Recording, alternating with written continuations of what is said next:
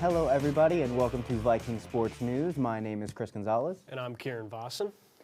Our first story is about the standout sophomore first baseman A.J. Falsiglia, who's looking to lead the nationally ranked 41-10 Vikings to a Region 15 championship.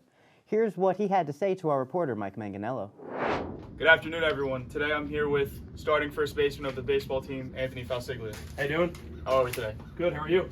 First question is, what is your role on this baseball team? I am a sophomore first baseman, as you said. I'm here to be a leader and a big producer for this baseball team here. Yes. And that was the 41-10 Vikings last year, nationally ranked number 20. How did you end up here at WCC? I went to a school my freshman year down in Maryland. Didn't really like it there, so I got in contact with Coach Bill McClure here. He wanted me to be a part of this team my freshman year, and I came in here and made this place my home. Yep. So, being that we have teammates, we're both student athletes here, how do you especially prioritize school and baseball? It's a difficult thing to do. You got to prioritize obviously your academics, but then also being a student athlete, you have to prioritize your athletic ability as well. So just making sure that I'm getting my schoolwork done first, because without schoolwork I can't be on the field. And then once schoolwork's all done, I get in the gym, I train hard there, and then I come out here every day, hit, throw, do everything I got to do to be a big part of this team. So, being that you said you're in the weight room all the time, you're playing baseball, you're being a student in the classroom, what does a typical day in the life look like for you? I always start my day off probably around like 6 a.m. in the gym, get my my physical training done or whatever, go home, have some breakfast, head to school, get my stuff done for the day school-wise, and then I'm here at the field for 3, 4, 5 hours a day, just getting my baseball done, and then I go home and I'm with my family the rest of the night, and making sure I'm getting good family time in. How has baseball impacted or changed your life? Baseball is the the most important thing for me, after God and after family. Baseball is my one true outlet in the world to, kind of be myself and have fun and enjoy my life. So baseball has been huge for me in that regard, and absolutely love this game, and I love this team, and I love playing for the school and all these guys. So I was understood that you redshirted last year. By any chance, do you know where you're going once you're done here? If not, any idea where you plan on playing? So I redshirted last year. Missed out on a good year, but kind of did stuff for myself. Make myself better as an athlete and as a student. No true idea yet is where I'm going, but my goal is to play down south somewhere, Division II, hopefully, down in the Sunshine State Conference. But we'll see what goes with that. But I'm focused on this year and what lies ahead for us. Does your family have any baseball background? If so, does that motivate you at all? So my dad was actually drafted to be a catcher for the St. Louis Cardinals back in the 90s. He played about 6-7 years of pro ball. My sister, who caught in college down in D2 at St. Leo University in Florida, she played 6 years there, had a great career there. So always want to live up to what my family's done in this game. Not just live up to it, but shatter what they've done and shatter the expectations for myself. You had a great year your freshman year. What were some of your stats from your freshman year? I hit 385, had 5 homers and 42 RBIs, and just every single game just came out here trying to do what was best for this team and help the team win. Did you start here when you first got here, or did you have to earn that spot? No. So I came in and I didn't do very well in my first game here. Went 0 for 3, and then kind of didn't really play for the next couple games, and then Coach Bill McClure gave me one more shot, and I took it and I ran with it, and I was in the starting lineup ever since. You said before that you're a busy dude. You practice 3 to 5 hours a day every single day. You're in the gym 2 hours a day at 6 a.m. You have to be a student in the classroom. Where do you find time to relax in between all that? All jokes aside, you really don't. You have to sneak it in there somehow, and I'm grateful enough that I have an amazing family, who is my support staff, that when I do get home, they do give me the liberty to, kind of enjoy my night, and relax, and, whether that's watching a baseball game or watching the New York Rangers or whatnot, just, finding ways to, any way I can to relax and just, kind of take a break off of, moving around all day and kind of just relaxing with the family and just having fun. What do you typically do to get better at your specific spot, your first baseman, like you said? What do you do to get better at first in the box when you're hitting? And what do you do to prepare for a long spring season with 50-plus games? Yeah, when it comes to first base, that's something that I'll always brag about. I'm a very good first baseman, but with being a good first baseman, you have to work on it. I was just, I work on my picks, I work on my footing over at first base, I work on ground balls all the time. Making sure I'm taking the time to work on my glove work and not just, not just saying, oh, I'm good at it. Let's just move on from that. It's always working to, not only be good, but to stay good and get better, because you could always get better. And then when it comes to hitting, just making sure my swing is right, making sure I'm feeling right. When it comes to games, timing up the pitcher, making sure that I know, all right, this pitcher's throwing this, I got to be ready at this, I got to start my swing at this point, whatever, be ready to go, and just, it's always working. It's always trying to get better, because, if you're not batting 1,000 with a home run every at bat, you're not perfect, and you strive to be perfect. And we play in a sport where this is a failing sport. You fail 3 out of 10 times, you're batting 300, and you're considered one of the better hitters. So it's just kind of fun, trying to find that fine line of like, okay, I'm failing obviously, but I need to find a way to get better and just keep on pushing forward and being better for the team. Absolutely. Like you said, family means a tremendous amount to you. I see all the tattoos you have on you. Does any of that have any significance to that? What motivates you? I mean, they all do. They all definitely motivate me. Family is the biggest part of my life. They truly do mean everything to me. Without my family, I don't really think I would be here today. They've saved me from a lot, and they're the most important people in my life. My mom, my dad, my sister. And I've lost a lot of important people in my life, and every single day that I come out here is a day to make them proud, and because I know they're looking down on me, watching over me, and just coming out here every single day. These tattoos, they're a part of me forever, and they all just speak to how much I love my family, how much I miss them, and how much every single day I want to make them proud. Finally, last question. What's your overall goal in life? What do you strive to be? Like, what do you want to do later down the road? I mean, I just always strive to be better than I was the day before. I've come from a dark place in life, and I've gotten out of that, and I'm a lot better off now. But a lot of it is just finding a way to be better every day. I want to be the best brother I could be, the best friend I could be, the best son I can be. And then later down the line, obviously the best father I could be, the best husband I can be. But for me, it's just making sure I enjoy life, in any way that I can. I'm a criminal justice major here. I'd love to be in the FBI or the CIA one day. Obviously, like we all do, we all dream to be in the MLB, and that's the goal until I can't, and until I'm told I can't. But after that, just doing whatever I can to, be beneficial to my family and make sure my family has a great life as well as myself. Absolutely. Thank you for your time. Ladies and gentlemen, AJ Falsiglia. Let's go Vikings. Thank you so much, Mike, for the story. Next up, our reporter Nicholas Nunez with a story on Andrew Palma, who is a star player for the WCC Vikings soccer team, and his path to becoming the dominant player he is today. So I came here, I didn't really have much of an option due to me being at Iona before and my grades not being good enough to stay at that school. I turned here because, 1, it's nearby, 2, it's a pretty affordable option, 3, I already knew a couple of people here that were influencing me to join the team. So ultimately I made my decision to come here. Now, when you played, do you feel like that's what impacted you the most, with everybody you feeling comfortable coming here, or was just more of, I need to keep playing soccer, I need to just keep moving the train, so to say? Can you repeat that? I got no, we're good. Whatever. So when you transferred here to Westchester, do you feel like it was more of the friends-wise, or do you feel like it was more your tuition telling you come here, keep playing soccer, regardless of what happened, to build yourself back up to how you are today? I feel like regardless of who was here or not, I was going to come here. Because, so after my year at Iona, I took a gap year to really figure out, what I want to do in my life, where I want to take this. And so I turned to WCC as an option because it was nearby, and I thought my grades weren't going to be good enough to go really anywhere else. So I came here to pretty much bounce back and pick myself up where I left off.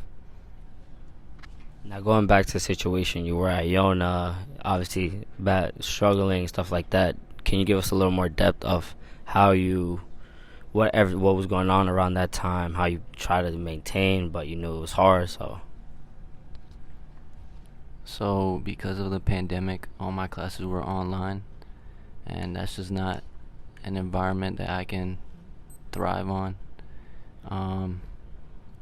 I'd be at home on my computer. It would be so hard to pay attention. I would sometimes fall asleep. It was just not a good situation for me. I just couldn't adapt to it. I need to physically be in person. That's the environment I thrive on, basically. Would you ever go back to Iona or step away from the campus, just go somewhere else with the high level of soccer that they have? I would definitely go back to Iona.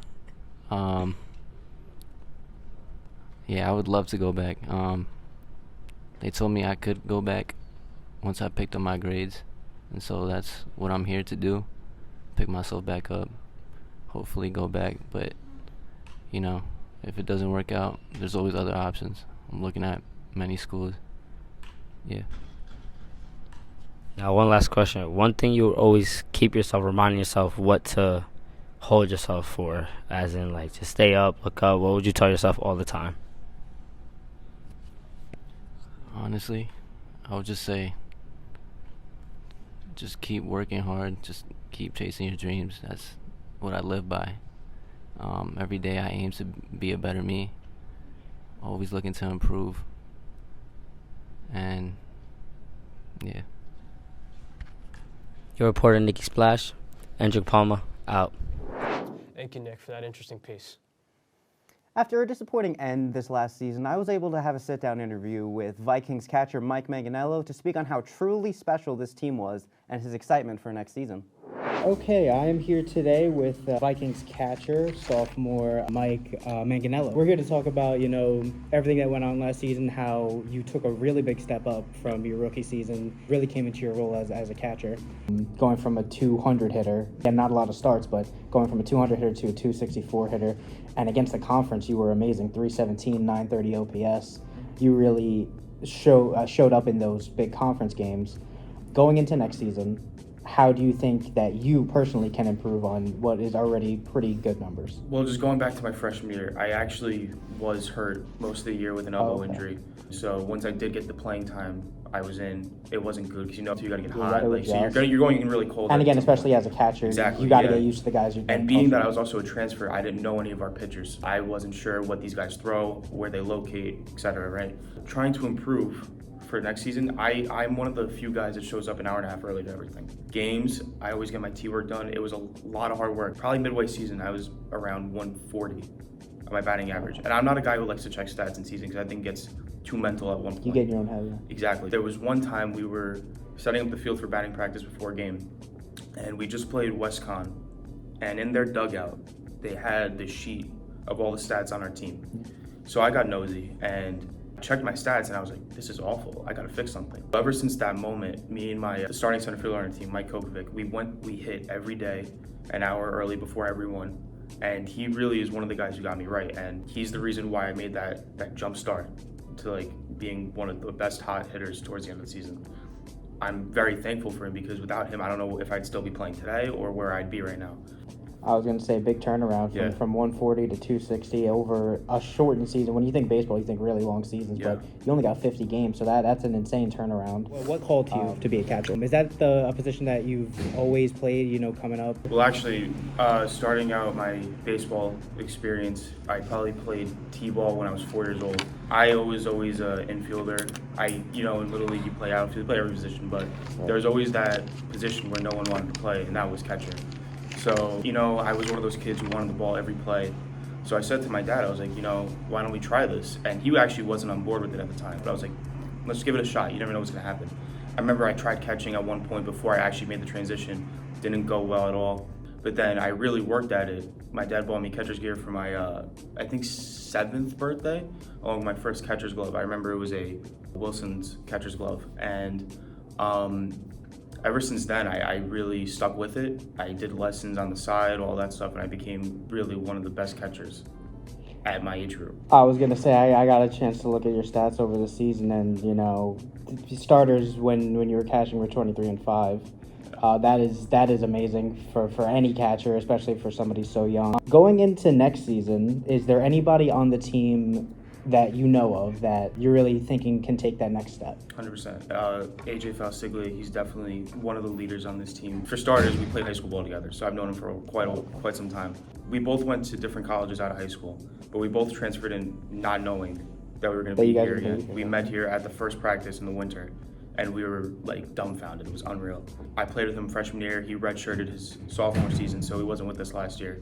But he's coming back this year, and I expect him to give us such a huge impact and make that leap forward to hopefully win our region this time. Cool. I actually played with one of your relief guys, John Pettiani. Oh, John, yeah, one of my favorite pitchers to catch. I was gonna ask if you had any pitcher that. Yeah, if we're going based off last year's team, John was definitely one of the top 2-3 guys I love catching because you could set up in one spot and you'll hit it every time. Anything you need, location-wise, junk-wise, he had it perfect, and he would produce so many ground balls, which would help us because I think we had a lot of Gold Gloves on our team. You guys were a very high-powered offense, though. We were. Yeah. You guys scored double digits in 32 of the 51 games. Slowed down in that last stretch of games, only doing it once in the last 5. Do you think it was just fatigue at the end of the season? I don't want to say pressure to some guys because they're like younger guys, but I would say experience plays a big role in it because you got guys like me, our third baseman Weston Baronian, and our right field Mike Ambrosecchia. They are second-year guys that have been around that sort of environment, especially in the playoffs, in the Region 15 playoffs, and those were the guys that showed up. So I don't think it was a mix of fatigue. I think we just ran out of gas home. Ran out of gas at the worst wrong time. Yeah. And I don't want to take up too much of your time. I know we both got classes. We're both busy guys. Just one more thing in terms of again looking towards the future. Is there anybody on the team last year that you do think will be sorely missed that you have transferred out? That are gone? Yeah. I can name a handful. I'm gonna miss all of them, to be honest with you. I can't name just one guy because that team was the most fun, the most talented, and just more like the most family-oriented team I've ever been a part of. In all my years of playing high school ball, elementary school, travel ball, that was the best team all around that I've been on. I can't just say I'm gonna miss one certain guy because everyone was like a brother. So you just can't miss that one certain guy. You love everyone to death. You'd run through, train for them. No, I absolutely get that. All right, Mike, thank you for the interview, and we hope to see you guys take it all the way next year. Yep, thank you. Thanks, Mike. Thank you, Mike, for the sit-down interview. This next story is about Yave Cruz, a star player for the men's basketball team. I was able to speak to him about how Kobe inspired his work ethic, how he carries his mom with him every time he's on the court, and what his family has meant to him throughout this journey. Here with freshman guard Yave Cruz, the men's basketball team here at WCC. Yave, thanks for taking the time to talk to me. What got you into sports? This is where basketball is really where my happiness is at. I'm able to when I walk in the gym, I'm able to forget about any negatives going on in my life.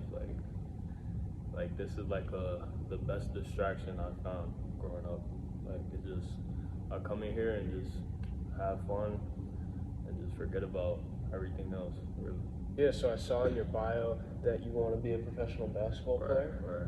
What basketball players really inspired you to want to get that goal? Probably Kobe Bryant, just because the time he takes out to just straight work. He, no matter what, he's not partying, he's not going out to clubs, he's always in the gym. He's always just out working, always working out. I just finished class and I'm here, so you know what I mean? So you mentioned Kobe Bryant. Do you have other reasons for just being motivated every day and just coming to the gym and just working? Definitely. So my mom, this is real personal, but it's okay. My mom had passed away when I was gone, so I feel after that, I didn't know what I was gonna get myself into, meaning what type of future I was gonna have, what I was gonna do, where I was gonna work, if I was gonna keep going to school, because I had lost motivation for everything, and I was really young, so I feel that is motivation for me because it took me a few years to really heal from that. So after those few years, I started to think about what I wanted to do, and like once I started taking basketball serious, it just kind of got like it became fun to me. So that's why I said when I come in the gym, I kind of forget about everything else that's going on. So this is kind of like a good distraction for me, and I use her to like motivate me to get better every day. Like anytime I'm in the gym, it's mainly her I'm thinking about, you know. What has your family meant to you through this whole process, and how have they helped you through this whole thing? My dad and my sister have definitely been supportive of me. So basically, my dad, as of right now, he's not living in the country. He's living in DR for right now. And I live with my stepmom and my brother. But my sister, my other two sisters, they've really been supportive with me. Like whatever I would need for school, if I would need before I started driving, if I would need rides to like showcases or games, practices, whatever it was, they were always there. Like if I needed my school things, and they were just always supportive of me, like showing up to my games when they had the chance. All those little things just showed their support. So I feel like those were the people that really stuck by my side since losing my mom. So definitely my dad is like number one, because he's someone I speak to every day. Like he's always checking in with me, even though he's not here right now. He always checks in with me, make sure I'm good. But yeah, they've been definitely supportive. So your first game is soon, and I wish you all the best of luck going into the season, and hopefully I'll stop by for a couple games. Yeah, for sure, definitely stop by. Thank you for your time. Appreciate it. Thank you, Yave, for your time. Jose Perez is a dedicated newcomer to the WCC soccer team. Having just joined this year, we had our reporter Davis Shader speak to him about the challenges Jose has faced. He is a perfect example of a player who doesn't let anything get in his way. Like what encouraged you to start? I mean, I have like pictures when I was like 3 or 4 years old where I like kicked the ball, but I never really played after that until I was 10. I was trying every sport at that age. I was like trying ball. I tried swimming, and then eventually I got to soccer. I guess really just watching the sport, I loved it. And also my friends, I come from Austin, so Austin's the soccer community. Mm. Just like the high school, it's a big soccer school. So I guess that also influenced me to start playing soccer. So do you think they kind of elevated your game? You always wanted to stay with them? Yeah, definitely. They were so good. So it definitely like made me expect higher from myself. And when you play with better players, you get better as well. Have you been met with any challenges in your soccer career and just in general? Yeah, I have actually. Recently, on being on this team, I dislocated my shoulder, and I was out for like 4 games. And it really took a toll on my mental health because it was like I was so used to playing, just in and out, and kind of like the team depended on me. And I was like, I can't do anything. I just have to rest, and it really messed me up a bit. And when I came back, I wasn't really the same. So how did you overcome that? What did you try to do? I mean, there's nothing really I could do. I could just focus on my mental health, just I have it all good up here, and then try. Since I couldn't do any movements like the back, that's basically how I cope with things. I always exercise, and I run, I lift weights, or just to get a sense of coming back, to overcome. But I couldn't because I had to rest. So really, it was a new challenge. It was a new way of facing challenges, overcome challenges. So I just had to basically just focus on my mental health, go on walks, read, talk to myself, or write, stuff like that. But when you're prevented from doing that, your whole routine completely changes. What? Actually, I think it's a lot more challenging. It's like during high school, I was a freshman who tried out, and I didn't make the team. And again, sophomore year, and once again, junior year, I tried out, and I finally made the team. I didn't get much I didn't get much playing time, but I was just happy to be on the team. I finally made it after 2 years of trying, and then I went crazy in the summer, just day in, day out, training, running, eating well, and then my senior year I made varsity, and I was a starter, and I played pretty well. That's really cool. How would you describe yourself as a player? Like, what do you think your main attributes are? I think really it's my long passes, mentality.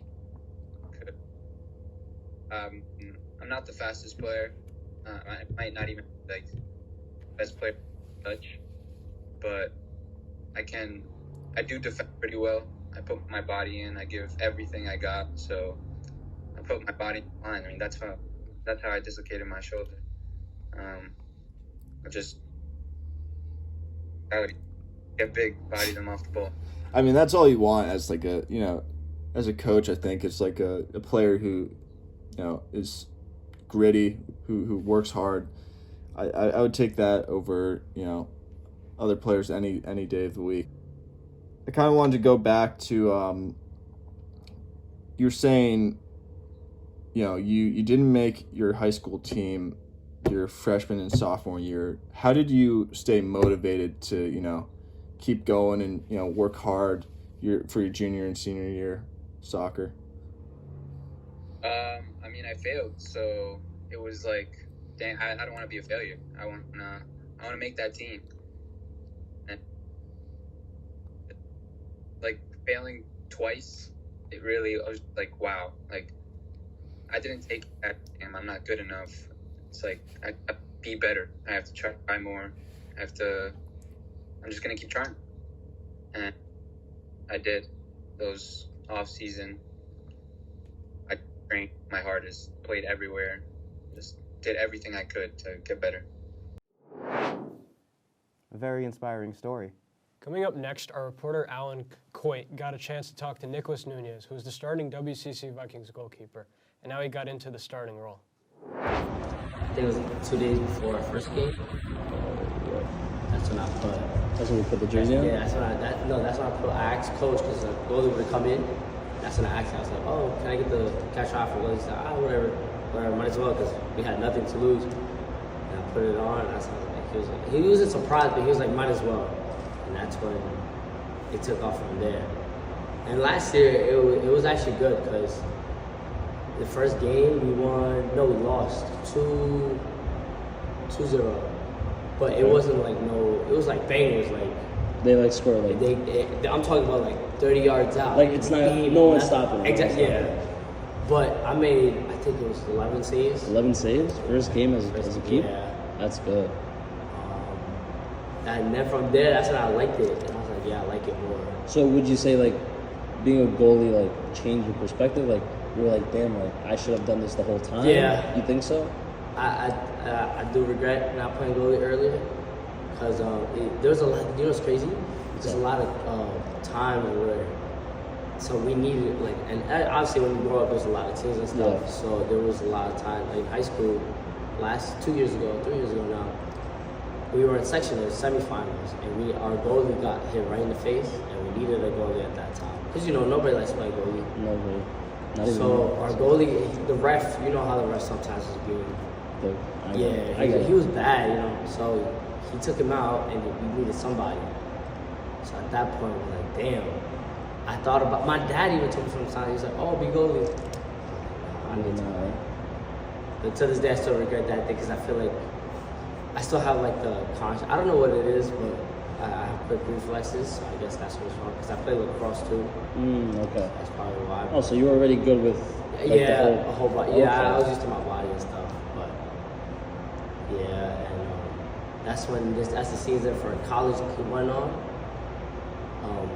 I became more clutch, which is very weird to say, but that's why we stayed in the game. So like over time, you got more comfortable. You were able to. It wasn't more comfortable. It was more like the team trusted me, and that trust like made you realize like, damn, like I'm actually like, I could do this. Yes, because I learned like as time goes on with different teams and stuff. You have teams that are good, like not technically wise, but like each individually is good.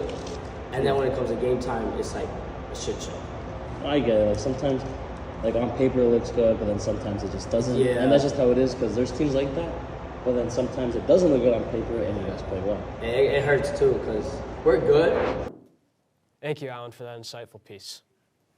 Our next story is about Thomas Poggi, someone who was born into baseball and his journey and lessons learned from college baseball. Here's what our reporter Chris Layton had to say. I'm Christopher Ladden here with Tommy Posey for our interview. How did you get into playing baseball at a young age? I was born into it. My dad was a big baseball fan, and the only thing he's ever wanted was for me to be a baseball player. And I started playing ever since I could walk, I think, for as long as I can remember. What was your favorite team growing up, and how did you become a fan? Die-hard Yankees fan. A lot of my family lives in the Bronx, and they were all Yankee fans too, so I just took after them with it and ran with it. What were your childhood idols? Growing up, I was a big Alex Rodriguez fan, huge Alex Rodriguez fan. Obviously, I also like Jeter. I loved Ichiro too, just because of his unique style of playing baseball. I loved to watch him. Which other sports did you play growing up, if any? I played basketball a little bit, but I kind of realized I wasn't gonna grow to be 6'6" or anything like that, so I decided to put all my focus in baseball fairly early. Well, when did you first have a moment where you were like, hey, I'm pretty good at this baseball thing? I don't know. I think junior year of high school is what really set it in motion for me, because I remember thinking, like, hearing my opponents, this guy's committed here, this guy's committed there, and me thinking to myself, like, this guy ain't all that, and then I was thinking slowly, like, maybe I'm on their level too. Have you ever had a moment where you considered or were very close to quitting the sport? Yeah. What was it? Coming out of high school, it was a tough decision for me, where baseball does add a lot of stress to me. It's something I live and die for. The highs get too high, the lows get too low sometimes. So it was a difficult decision, but I sort of realized, like, I didn't know who I was without it. So I stuck with it. Is there a coach, like a specific coach that you credit to getting you where you are today? Yes. He's an assistant coach here, Wild Bill McClure Sr. He was the only college coach to reach out to me. He's the reason why I'm playing college baseball, and I don't know where I'd be without him. What kind of work do you put in on a day-to-day basis to be able to play baseball at the collegiate level? Day-to-day, it's definitely a grind. I wake up, I get to my classes, but right after class, I try to get an hour in the weight room, and then go to practice, get some reps in, do what the team has scheduled, and then I try to stay after a lot, get individual work in, and then when I get home, I try to do more of an intense lifting program. So it's throughout the day, something where it's a daily focus where I gotta stay dedicated to it. What has been your greatest baseball team moment to date? Ooh, greatest team moment. That's tough. I think being nationally ranked last year was a very big moment for us. Granted that we are a very small community college, we don't even have dorms or anything like that. So for us to be nationally ranked, whereas we are at a little bit of a competitive disadvantage compared to the other schools we're up against, I think was a great achievement. What are the most important lessons or qualities that the sport of baseball has taught you? Oh, plenty. I don't even know where to start with that. Definitely teamwork, because if you can't work with your teammates, if you can't see eye to eye on stuff, you can't build that chemistry, then you can't have a winning team. And definitely how to deal with failure. Because like I said in baseball, if you fail 7 times out of 10, you're considered great. So dealing with the failure and moving on and persisting is definitely some very important lessons baseball's taught me. Is there anything else that you'd like to talk about before we wrap up? I think definitely where our goals are at for the season. We have high expectations for ourselves where we do want to get the job done, winning the region and hopefully moving on to the district tournament and seeing what we can do from there. But we're just locked in right now and we're trying to chip away, get better and better every single day. Our last story comes from Lindsey McDonald, who got to talk with freshman second baseman Charlie Greenberg on his transition from high school to college. I am with Charlie Greenberg, who plays as a second baseman for the WCC baseball team. So the first question is, when did your love for baseball start, or how did you get drawn to the sport? It came from my dad when I was 3. Just needed something to do, and just took me outside and just fell in love with it then. And it's been my life since I was 3. Have you had any coaches, especially in, even in your college or high school career, that have impacted your playing style or mindset? I've had a few. Definitely when I was little, I played on a travel team, and my first coach that I really kind of had a connection with, his name was Ryan Ranke. He coached me for 3 years. And then even in college, Marco Sango was probably the biggest impact on me, and just taught me so much stuff about just not just the game, just about the college process and just life in general and just growing up. What does a typical day look like as a student athlete? Have it impacted your schoolwork in any way? Does it make it earlier hours or? Yeah, definitely earlier hours. I have classes at 8 in the morning and I maybe have a 3-hour break, but it's difficult, but also kind of lucky that I get that kind of chunk of time to get study done and then also get prepared for either game or practice. It's definitely stressful. It's hard to balance stuff, but once you kind of find the pattern that works, it really smooth sailing from there. What is the transition like going from high school to college baseball? It's faster paced. It's a lot more work and then just a lot more expectations. I mean, high school you kind of get babies sometimes, but in college, just like you're very replaceable. They'll find someone else and your spot will be gone in a second. It's kind of depressing. It's rough. So there's a lot more pressure on you to kind of perform at a certain level. And what is it like dealing with the pressures of being in like such a high demand sport? It's tough. Definitely the first few days, maybe in the first few weeks it was rough. I've struggled a lot hitting and defense was fine, but just the pressure of, just performing and being expected to perform, it gets difficult, but once you kind of find the support group with teammates, coaches, and really everything kind of settles down, you can relax. Has the team helped you in any way kind of settle into the... Some of the guys have been there before. I have a few teammates who have been there for this 3rd year there, but they really kind of helped me settle down and kind of learn how to go about things and deal with the new kind of pressure. But it's a lot different from high school in terms of that kind of stuff. Yeah. Is there anyone on the team in particular you felt has really like helped you kind of grow into? Yeah, we have our first baseman name's AJ, and he definitely just helped me kind of transition and learn about the whole process of not even just this team, but the whole college process and college baseball in general. And have you had any injuries or setbacks ever in your time playing that have like really impacted your... I've had a lot of injuries. I've had multiple ankle sprains, actually ankle fracture, and surgery on my right ankle. So it kind of stops you from playing? Yeah, it's a lot of treatment outside of the school. Taping, wrapping up the foot, and then just daily conditioning, trying to get it ready for the day. What are your personal goals for the next upcoming season, your first kind of season in college baseball? I mean, obviously I want to win. That's the biggest thing. We're going for the section title, or I don't know what they call conference title, and then hopefully playing the tournament up in I don't remember where it is, but it's a big thing. We haven't been there since 2013, so that's obviously the main goal of the year, I think, not just for me but for everyone. Thank you for that piece, Lindsey. And that is our show for today. Everybody here at VSN, thanks you for watching. I am Chris Gonzalez. And I'm Kieran Vossen. Thank you guys for watching. We'll see you next time.